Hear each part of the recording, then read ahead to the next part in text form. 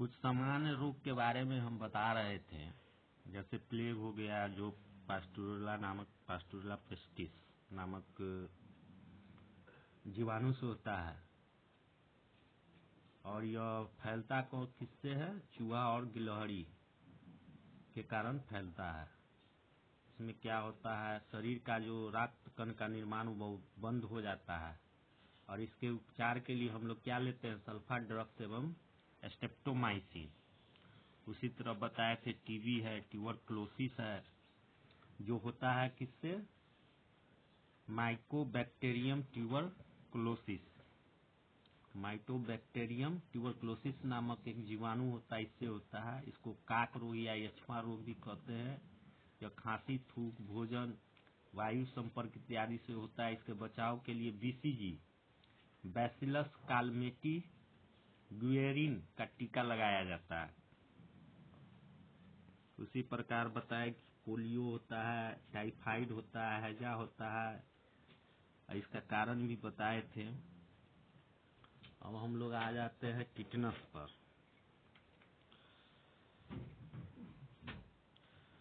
जैसे हैजा हो गया, कॉलेरिया इसको अंग्रेजी में बोलते हैं, ये वाइब्रियो कॉलेरियाई नामक जीवाणु से फैलता है। उसी तरह डिप्थीरिया हो गया, जो कॉर्नी बैक्टीरियम डिप्थीरिया से फैलता है। काली खांसी या कुकुर खांसी जिसको कहते हैं, अंग्रेजी में बूफिंग कफ कहते हैं, यह फैलता है किससे? Haemophilus pertussis. हेमोफिलस पर्टुसिस नामक जीवाणु से होता है, और इसके लिए डीटीपी का टीका लगवाया जाता है। अब आ जाते हैं टेटनस। टेटनस जो है, इसको लॉक जॉ या धनुष टंकार भी कहते हैं, और यह फैलता किससे है? बैसिलस टेटनी नामक जीवाणु से फैलता है। बैसिलस टेटनी, किससे? Bacillus tetani. इसके लिए हम लोग क्या लगवाते हैं? टिकवैक एगो वैक्सीन होता है, वो लगवाते हैं, या एटीएस एंटी टेटनस सीरम दिया जाता है इसके इलाज के लिए। उसी तरह से हो गया रेबीज है। रेबीज जो है, जिसको अंग्रेजी में हाइड्रोफाबिया कहा जाता है। क्या कहा जाता है? हाइड्रोफाबिया। ये फैलता है, रेबीज नामक वायरस से फैलता है। इसके लिए भी एगो टीका होता है, एंटी रेबीज का टीका लगाया जाता है।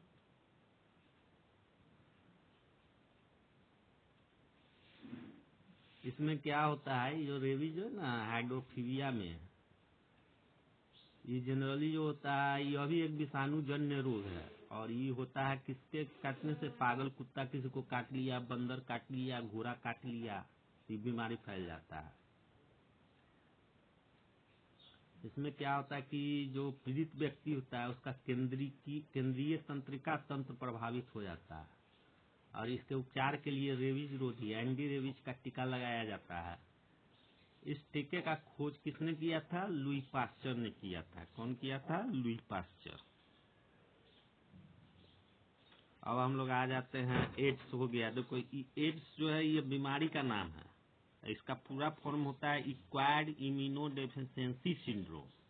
ये होता किससे है? जिस विषाणु से होता है उसका नाम HIV है, याद रखना। और HIV का फुल फॉर्म होता है ह्यूमन इम्यून डेफिशिएंसी वायरस। ये दोनों में अंतर है, एड्स और HIV में। एड्स बीमारी का नाम, HIV वो वायरस का नाम जिसके कारण होता है, और ये जो है शारीरिक संपर्क के द्वारा फैलता है। ठीक, और इसका भी अब दवा बन चुका है।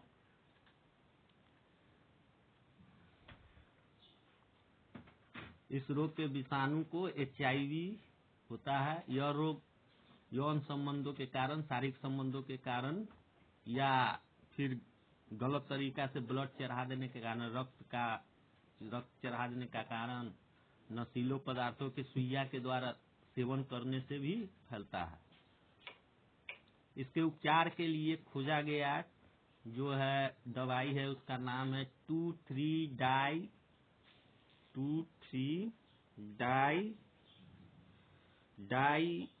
डीऑक्सीसाइक्लिन नामक दवा है। इसका उपचार इसी से होता है, और सब भी दवा आया हुआ है मार्केट में। अब ये वो बीमारी है सोने की बीमारी है में जो आदमी भर दिन सोते रहता है 24 घंटा में 18 घंटा सोवे करेगा। इसको कहते हैं स्लीपिंग सिकनेस। क्या बोलते हैं? Sleeping sickness. एगो सीसी नामक मक्खी होता है, वो अगर काट लेगा ना तो ये बीमारी हो जाएगा। अब वो काटने के बाद जो है आदमी भर दिन सोते रहता है। और ये फैलता किससे है? तो कोई फैलता है का नाम है ट्रिपेनोसोमा। ट्रिपेनोसोमा नामक एगो प्रोटोजोआ होता है, उससे फैलता है। उसी तरह एगो डेंगू नामक बीमारी होता है, ये तो सब सुनबे किया है। डेंगू फैल गया था कुछ दिन पहले। इसमें क्या होता है, लोग के बुखार लग जाता है। और ये जो है मादा एगो मच्छर होता है जिसका नाम एडीज है, वही काटने से होता है। इसमें क्या होता है, आदमी को बुखार लग जाता है। इसको कौन? मादा एडीज नामक मच्छर के काटने से होता है।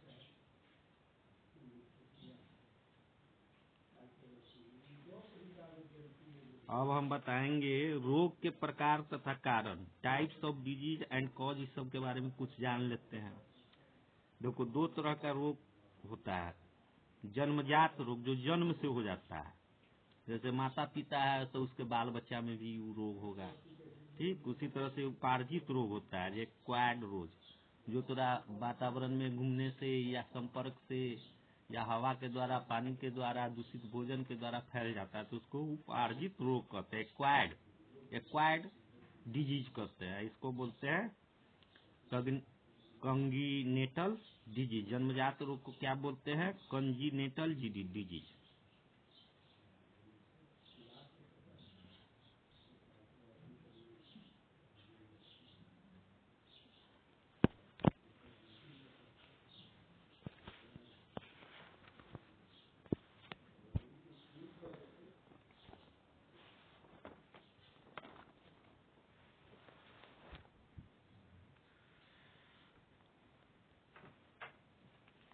उपार्जित रोग जो होता है क्वायर्ड डिजीज, इसको भी दो भाग में बांटा गया है।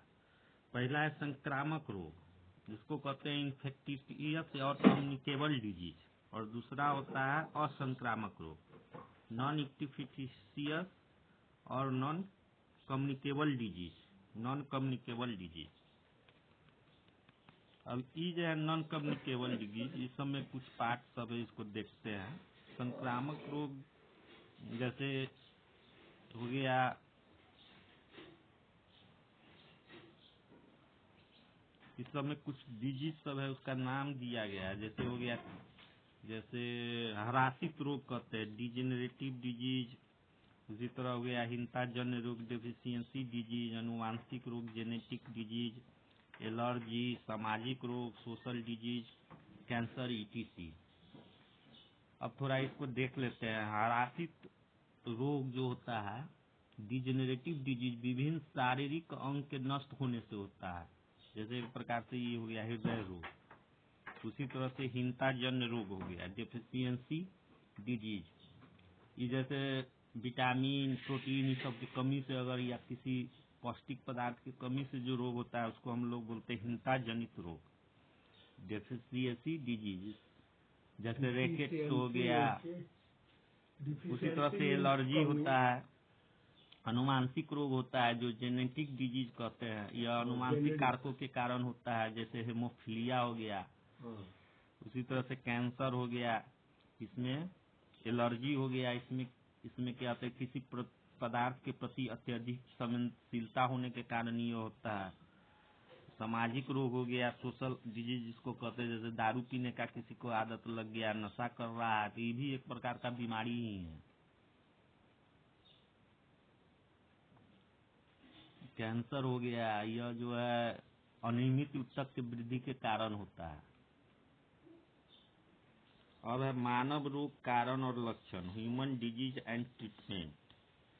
ये में हम लोग जानते हैं पहले पाचन तंत्र से संबंधित रोग। इसमें होता है पीलिया होता है, जिसको जॉन्डिस बोलते हैं, दस्त, डायरिया हो गया, उल्टी, वोमिटिंग हो गया, और कॉन्स्टिपेशन हो गया।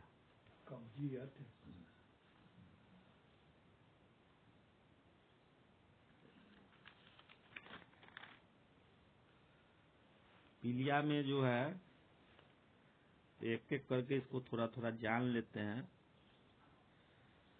पीलिया जॉन्डिस में क्या होता है कि यकृत में खराबी के कारण यह जॉन्डिस होता है, यकृत में लीवर में खराबी के कारण। इसमें लक्षण है कि त्वचा व आंख का सफेद भाग पीले हो जाते हैं। अवस्था में है कि पित्त रंजकों के अधिक स्रावित होने से ये शरीर के अन्य भागों में उत्सर्जित होने लगते हैं।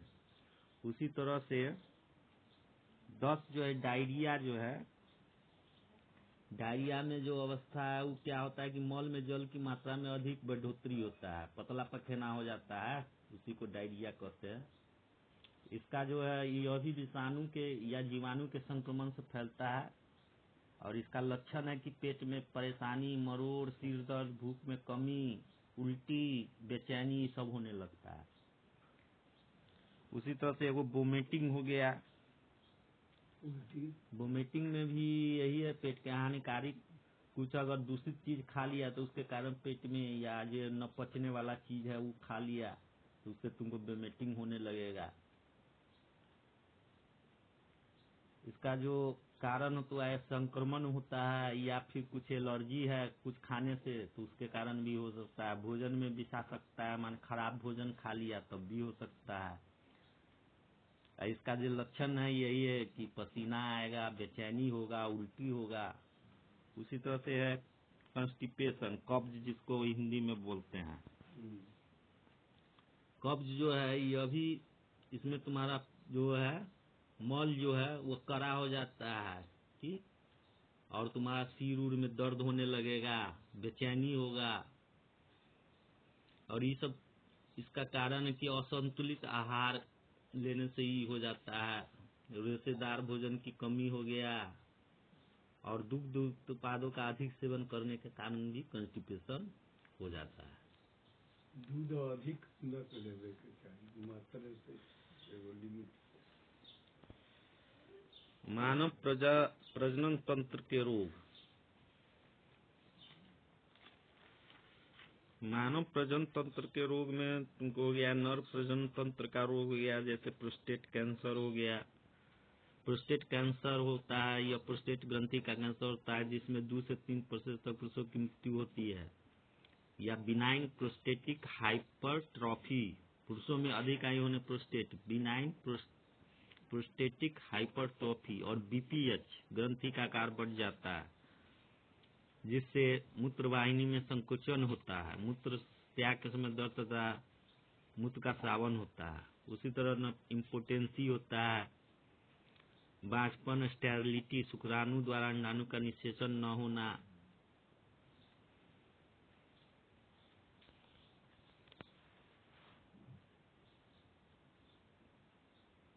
क्रिप्टोकाइडिज्म हो गया।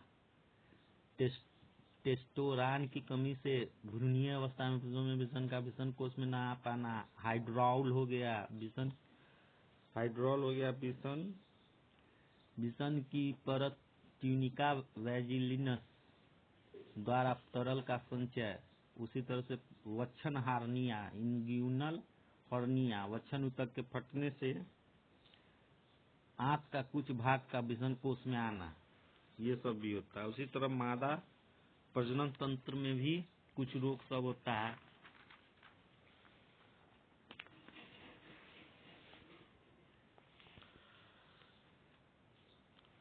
पहला है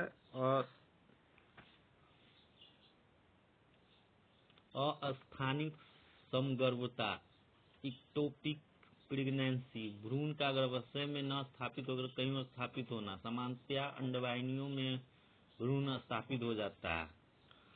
उसी तरह अंतर्गर्भाशय स्थानता, इसको बोलते हैं इंडोमेट्रियोसिस। इसमें है, इसका लक्षण है कि अंतर्गर्भाशय ऊतक, इंडोमेटेरियल टिश्यू का गर्भाशय के बाहर वृद्धि करना। यह मेनोपॉज, रजोनिवृत्ति अंडाशय के हटने के बाद होती है। इसमें रजोधर्म से पहले दर्द होता है। उसी तरह से हो गया उफोरिटिसिस। उफोरिटिसिस में क्या होता है अंडाशयों में संक्रमण के कारण सूजन आ जाता है। उसी तरह से हो गया तुमको सर्वाइकल कैंसर। सर्वाइकल कैंसर में यह ग्रीवा का कैंसर है जिसे रेडिएशन अथवा ऑपरेशन द्वारा हटाया जा सकता है। उसी तरह हो गया डिम्बपुटी ओवरियन सिस्ट। इसमें है कि अंडाशय इस रोग में अंडाशयों में तरल पदार्थ भरे ट्यूमर हो जाते हैं जो प्रजनन बाधा में उत्पन्न करते हैं। और वो स्तन कैंसर, ब्रेस्ट कैंसर भी होता है। महिलाओं में 30 वर्ष की आयु के पश्चात या रजोनिपुष्टि के पश्चात यह रोग उत्पन्न हो सकता है।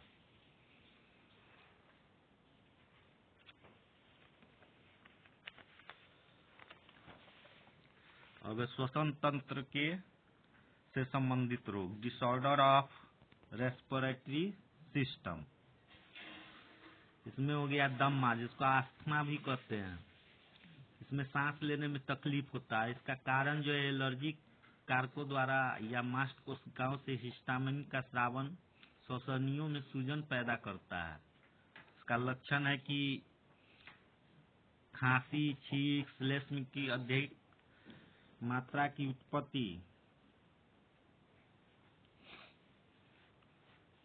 के मार्ग को रोक देती है। बचाव, एलर्जी कारकों से बचाव। इलाज के लिए हम लोग प्रतिजैविक थेरेपी लेते हैं। श्वसनी को फैलाने वाली दवाइयों व इनहेलर का प्रयोग करते हैं।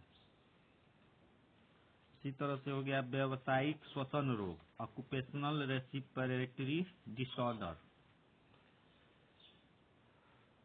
ऑक्यूपेशनल रेस्पिरेटरी डिसऑर्डर, इसमें कारण है इसका सिलिका, एस्बेस्टस आदि हानिकारक पदार्थों के संपर्क द्वारा, जिससे शरीर का रक्षण तंत्र लड़ नहीं पाता है। इसमें लक्षण होगा कि फेफड़ों के ऊपरी भाग को रेशेदार संयोजित को की बढ़त, जिससे सूजन पैदा होती है। बचाव है कि इस तरह का जो सिलिका या एस्बेस्टस वाला जगह जहाँ पर काम होता है वहाँ पर अपने आप को बचाएं। मुंह को ढक कर रखें जो उसका कण अंदर न जाए। हानिकारक धूल से बचाव करें। कार्यस्थल पर दस्ताने व उचित कपड़ों का प्रयोग, कारीगरों को समय पर स्वास्थ्य परीक्षण इत्यादि ये सब करना चाहिए। इलाज के लिए हम लोग करते हैं द्वितीय संक्रमण से बचने हेतु श्वसनी को फैलाने वाली दवाइयों तथा इनहेलर का प्रयोग किया जाता है। इसमें निमोनिया, निमोनिया में वायु कोष्ठों में भयंकर संक्रमण व सूजन कलम के चित्र मोबाइल में की बोली तो निमोनिया वो फिब्रे है एक प्रकार से। वायु कोष्ठों में भयंकर संक्रमण व सूजन, इसका ऐसा होता है। इसका लक्षण है, इसका कारण है स्टेप्टोकोकस निमोनाई जीवाणु तथा अन्य रोगाणु जैसे कवक, विषाणु इत्यादि के संक्रमण द्वारा भी हो सकता है। लक्षण में ये वायु कोष्ठों में सूजन तथा इसमें तरल व मृत सफेद रुधिराणुओं का भरना। बचाव, रोगाणुओं के विरुद्ध सुरक्षा। इलाज के लिए हम लोग प्रतिजैविक दवा का प्रयोग करते हैं।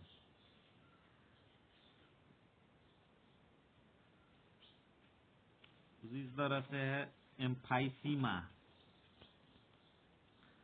एम्फाइसीमा में श्वसनियों व वायुकोष्ठों के संकुचन कारण होता है सिगरेट पीने से तथा अन्य अनघारिक विषाक्त पदार्थ के सेवन से वायु कोष्ठों के दीवारों का क्षय हो जाता है। लक्षण में है कि वायु विनिमय नहीं हो पाता है तो वायु श्वसन में परेशानी होती है। बचाव, सिगरेट तथा वायु प्रदूषण से दूर रहना। इसका इलाज संभव नहीं है, परंतु प्रतिजैविक व ऑक्सीजन थेरेपी द्वारा इनके प्रभाव को कम किया जाता है।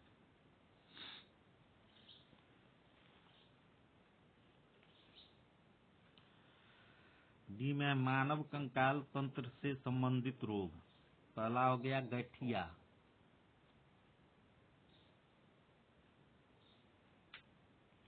गठिया यह जोड़ों में सूजन का आना होता है जो विभिन्न प्रकार का होता है। दूसरा हो गया ऑस्टियोपोरोसिस।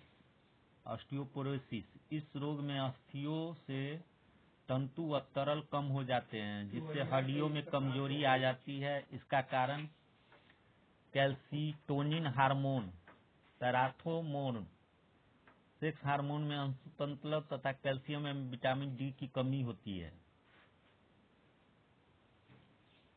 तीसरा है सूखा रोग। कैल्शियम और फास्फोरस की कमी से बच्चों की हड्डियों में आने वाली कमजोरी को सूखा रोग कहते हैं। खिंचाव, यह जोड़ में अपनी ही जगह रहते हुए खिंचाव आना है, जिससे उपस्थित स्नायु, कंडरा, रुधिर नलिकाओं को क्षति पहुंचती है। पैगटस रोग। पैगटस रोग, इसमें हड्डियां पतली व कमजोर हो जाती हैं। पेशीय डायस्ट्रॉफी। पेशीय डायस्ट्रॉफी, इस रोग में मेखला की पेशियों में कम उम्र में क्षति होने पर 12 वर्ष की आयु के पश्चात चलने में असमर्थता आती है। यह नरों में सामान्य है। अंत में हृदयाघात तथा दिमागी बीमारी से मृत्यु भी हो सकती है। मिस्थीनिया ग्रेविस। मिस्थीनिया ग्रेविस, यह एक स्वयं प्रतिरक्षण रोग है जो तंत्रिका पोषीय जोड़ों को प्रभावित करता है। टिटेनी। टिटेनी है शारीरिक तरल में कैल्शियम की कमी होने पर पेशियों में जल्दी होने वाले संकुचन को टिटेनी कहते हैं। पेशियों के दर्द को मायालगिया कहते हैं। पेशियों के संकुचन के बल व चल के मापन को मायोग्राम कहते हैं। अब हम लोग जानेंगे परिसंचरण तंत्र से संबंधित रोग। पहला है उच्च रुधिर दाब, हाइपरटेंशन। रुधिर दाब का 140 मिलीमीटर पर केजी और बाई 90 मिलीमीटर एजी से ज्यादा होना हृदय, मस्तिष्क, वृक्क तथा आंखों को आघात पहुंचाता है। धमनीकरण। धमनीकरण हो गया आपको, इसको कहते हैं आर्टीरियोस्क्लेरोसिस। धमनी के लचीले पल के समाप्त होने से उसकी दीवार चोटग्रस्त हो सकती है, जिससे रुधिर का थक्का बन जाता है, हृदयाघात हो सकता है। तीसरा है कोरोनरी धमनी की बीमारी। इसमें धमनी के दीवारों में जमाव हो जाने से वो पोषण पदार्थों का हृदय तक पहुंचना कम हो जाता है। चौथा हृदयाघात, हार्ट अटैक। हृदयाघात, हार्ट अटैक, हृदय पेशियों को O2 ऑक्सीजन ना मिलने से हृदयाघात होता है, जिसमें हृदय में दर्द, सांस लेने में परेशानी और उल्टी होती है। पांचवा हृदयापात, हार्ट फेल्यूर। हृदयापात, हार्ट फेल्यूर, हृदय द्वारा उचित मात्रा में रुधिर का स्पंदन न कर पाने पर हृदयाघात होता है। यह नीलय के प्रभावित होने से ज्यादा होता है। उसके बाद हो गया हाइपोटेंशन। हाइपोटेंशन, रुधिर दाब में कमी को हाइपोटेंशन या निम्न रुधिर दाब कहते हैं। और सातवां हो गया हृदय शूल, एंजीना पेक्टोरिज। एंजीना पेक्टोरिज, हृदय पेशियों को ऑक्सीजन न मिलने से छाती में दर्द होता है, इसे हृदय शूल कहते हैं।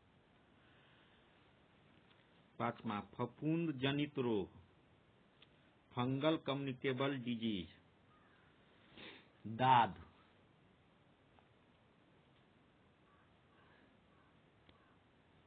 दाद जो है ट्राइका, फफूंद जो जिससे यह फैलता है उसका नाम है ट्राइकाफाइटोन।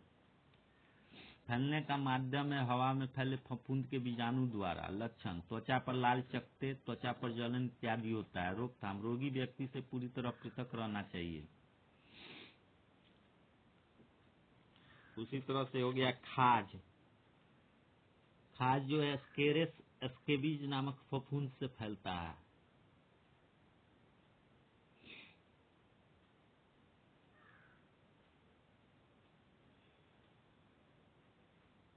लक्षण है त्वचा में खुजली एवं सफेद दाग।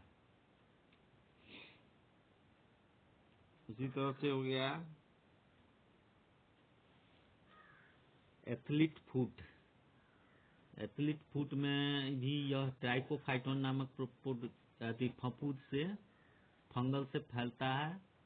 यह संक्रमित जमीन द्वारा फैलता है। त्वचा के मुलायम हिस्से पर संक्रमण हो जाता है। नंगे पांव नहीं चलना चाहिए इसके बचाव के लिए। और टीनिया कुरूरिस, यह भी ट्राइकोफाइटोन रूबरून नामक फफूंद से फंगल से फैलता है। रोगी व्यक्ति द्वारा छुई गई वस्तुओं को छूने से खुजली के साथ लाल धब्बे इसका लक्षण है। इसके रोकथाम के लिए प्रतिकवक दवाइयों जैसे एलिलामीन व एंजोली दवाई का सेवन करना चाहिए।